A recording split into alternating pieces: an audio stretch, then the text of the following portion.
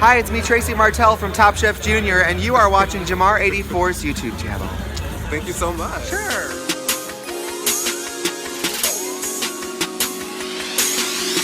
What's going on YouTube? Jamar. What's going on YouTube? Washington. This your boy, Jamar84 here once again. Hey, what's going on YouTube? This is your boy Jamar84 here once again, and we're here to talk about this latest episode of RuPaul's Drag Race, Shady Politics. I believe this is episode 7. So we're going through the episodes mighty fast. It's kind of sucks that the season's almost over with. I believe there's only, 3 episodes left maybe until the finale. And, well, at least I know next week is going to be a 90-minute episode. So we get a nice long one next time. But the episode starts off where we left off with Robbie Turner's elimination last week. And, everybody's talking about, how they felt about it and how Derek had that whole long-ass monologue about sobbing and and I'm just like, okay. And if they cut it, you can only imagine how it was to sit through that whole entire thing. Like, damn. But they get to this mini challenge, and it's something, this whole top and bottom bunk thing, sharing facts, and are they the top and the bottom bunk? I'm just like, okay, really, none of that even matters. We just want to sit here and watch these men in these, booty shorts and the little spandex undies. That's what we here to see. So the main challenge is they're going to be paired up because there's 6 of them at the time, and they're going to be paired in groups of 2 to these presidential campaigns where they have to both promote themselves but also smear their opponents. And the pairings were Naomi Smalls and Kimchi, Thorgy and Chi-Chi, and then of course Bob the Drag Queen and Derek Barry, who we know have been rivals the whole time. The whole time. So it was going to be like, oh, how are they going to work together? How are they going to do? And so you see, as they're doing these, they're rehearsing and whatnot, we get to Thorgy and Chi-Chi. Thorgy just going. She's going modeling, and she's got all these different ideas. She's just doing everything. And Chi-Chi's like, well, damn, like, you're doing the most right now. And Thorgy's like, oh, well, see, Chi-Chi and Derek, they're going to be the next to go because they're not really fit for this competition. Like, oh, there you go again. Look, y'all see him in the background. Y'all see his ass?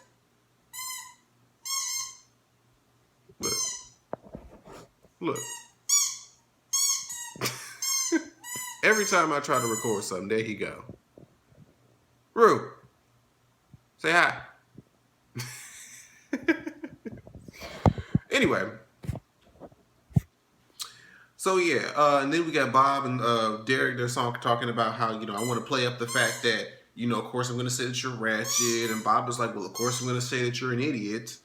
And so there was like, even though we both, are rivals right now, we need to work together to make this win happen.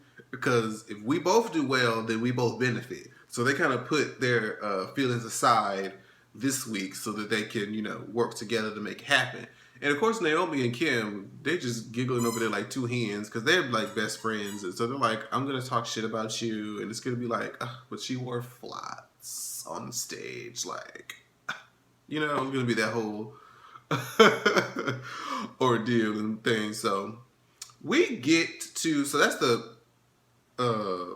practice of the rehearsal. We get to these, the runway first. Let's go ahead and talk about the runway. This was probably most people's best looks their whole season. Well, most people's best look this season. This was my favorite Bob look. This was my favorite Naomi look. That shit awesome. Even though it was basically a Raven copy, it still looked good on her. And this was definitely the best Chi-Chi look. Chi-Chi looked great. She was wearing a nice big gown that was from that was given to her by her drag mother. Who else? See, okay, Derek Barry. Derek, Derek tried to pull a Violet Chachki. Derek tried to pull a Violet Chachki and start with like a black dress that tore away into a white dress. Now, mind you, it still looked nice, but her makeup, granted the color was there, the whole drama of it wasn't there. Like, Bob had like a clown, jokerish thing and, played up that whole shtick. Naomi, even though hers wasn't like a crazy look, it was just still very dramatic. Britney's was basically her regular makeup, but just black and white, It wasn't much really to it, so to speak. Kimchi, bitch. Just when I think that this bitch can't come up with nothing else. Like, she be pushing makeup to a whole different level. Like, it's not even makeup no more. It's just like a full-fledged painting. Like she's creating... her face is literally a canvas. Like, she creates things. She's not even using any of her face. She creates her own shit. Like there's nothing. Like, if you just use your face and just clear it blank and white, she will create a whole new. It's just amazing. God damn, Kimchi. That bitch amazes me with her makeup. I can't even lie. Thorgy. Oh, Thorgy. It wasn't bad, but just in comparison to everybody else, it was bad. I think as she worn that, just like a regular week, it could have been cute. But just in compared to what we saw everybody else pull out, nah. Not this week, Thorgy. I love you, baby. But not this week. So we get to these ad campaigns. And the first one was Bob the Drag Queen. So they shoot their ones where they're promoting themselves and smearing the other person, and then they reverse it. So Bob's ad I could watch over and over again. That shit I was cackling the whole time. She said she wanted to find BJs for every American, and it looked like she was giving like Jason, one of the guys from the pit crew, a blowjob. And she said, "I want to give BJs to every American, better jobs." And she was like, "Bitch," it was a really cute play on words. And it's like, I want to promote the gay agenda, which was made by lesbians, so you know it's gonna work. Oh shit. It was cute. And then he was saying that Derek, he said he believes in strong family values and he adopted these 3 drag babies, but Derek Barry eats babies. Now Derek was in the spear part really going in. Like, he went all out. And he went there, and that was good for him. That was nice to see him really like going full on camp and just really looking cannibalistic on there. Like, it really came off well. And even when they reversed it, and he was promoting himself and smearing Bob still stole the show. Bob still made me laugh. The way he was running and sneaking and shit, stealing their money, looking like the Grinch from Whoville. But that was good. They were definitely, obviously, going to be the winners of the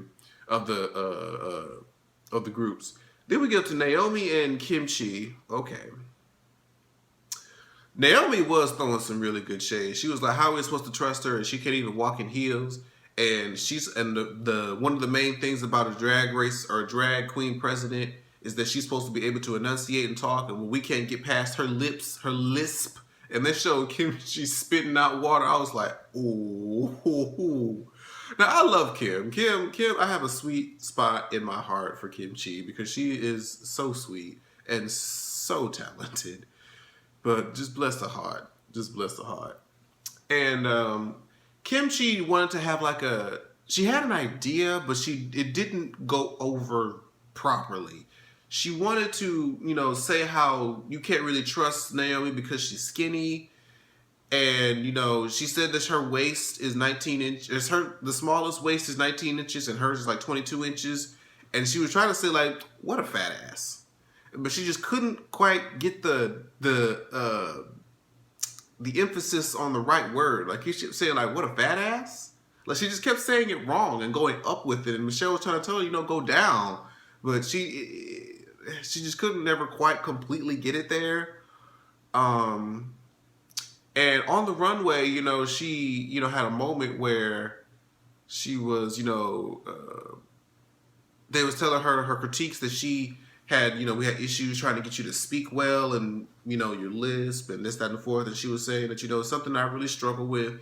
And it didn't help that she already painted a sad French clown on her face.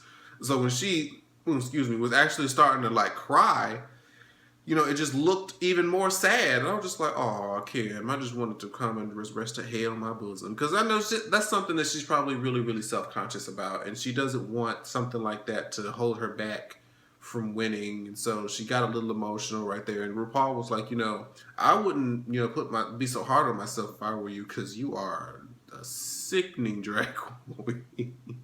You are everything, bitch. If I could be everything, but then all you have is a lisp, and that's it. Oh, that reminds me. And Kim also made like a very good point that they pointed out. They said even though most people say no fats, no femmes, and no Asians, she said, well, I'm all the above, so I know your pain. It was like, and RuPaul was like, well, that's actually very true. Like, we'll go around and try to ask for, equality, but when we get on Craigslist, Jack'd, Grindr, Scruff, and Tinder, we be up on there saying all kind of shit. We can be as racially, slurring and body shaming all day long when we on there, but we want everybody else to accept us for who we are. So the contradictions, honey. But this lip sync was probably my favorite lip sync of this season so far. For sure. It was I'm telling you, I'm Not Going Nowhere by Jennifer Holliday, or Jennifer Hudson for Dreamgirls who didn't know the original. Man, originally I'm looking at this like, okay, I know, Chi Chi can do the acrobatics. Ooh, excuse me. I know Chi Chi can do the acrobatics, but I know Thorgy, can be really animated. Like, I saw her perform a couple weeks back, and she's great.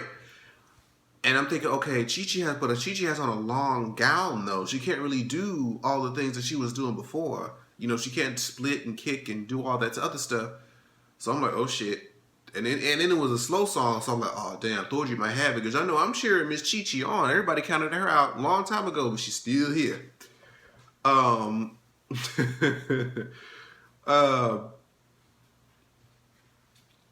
So I was like, okay, I think Thorgy might have this. This might be when Chi Chi goes home. I can't watch. But baby, as they was performing, they kept on panning over to Miss Chi Chi. Miss Chi Chi was giving you everything. She was like, and I'm telling you, I'm not going nowhere. Her beads were falling off. Things were just dramatic. And it was just, she was giving it to them. She was pointing to them judges. And you,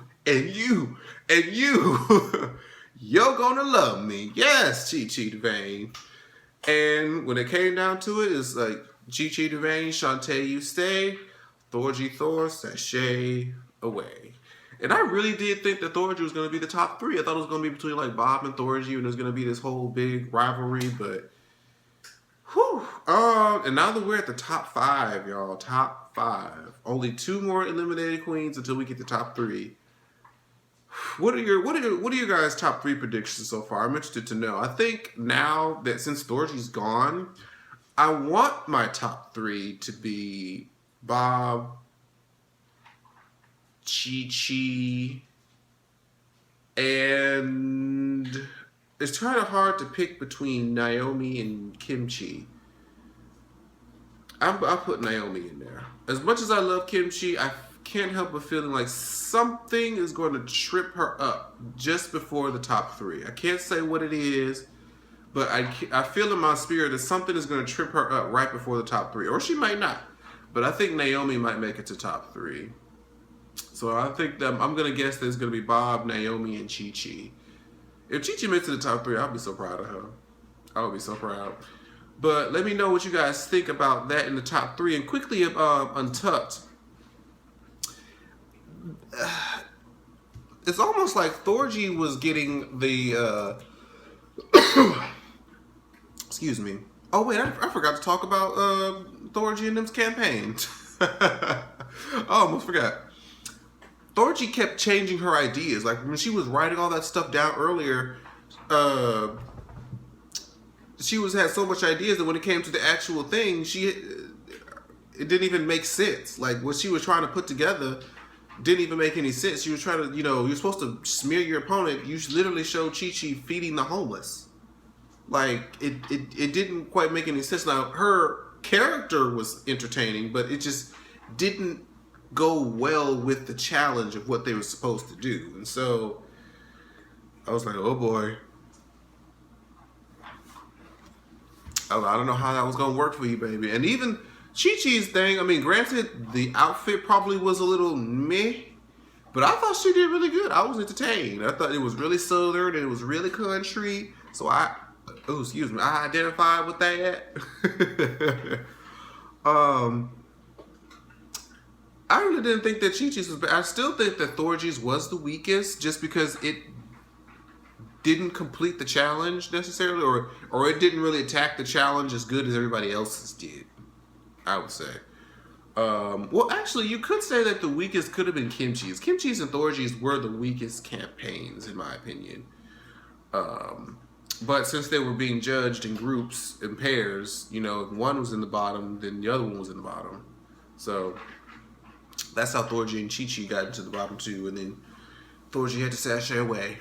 But what I was going to say about Untucked was, I was saying that Thorgy kind of got like a reverse edit that Acid Betty did. Acid Betty was kind of given like a really bad edit towards the beginning, where people really didn't like her, and then it was like, okay, right before she left, we started to like her. Thorgy got the opposite. We liked Thorgy up until around right before she got eliminated. Then she just started having, all these anti-Chi-Chi things to say, and she pisses me off, and every time Bob wins, she's just like, ugh. Like, she just looks bitter and upset.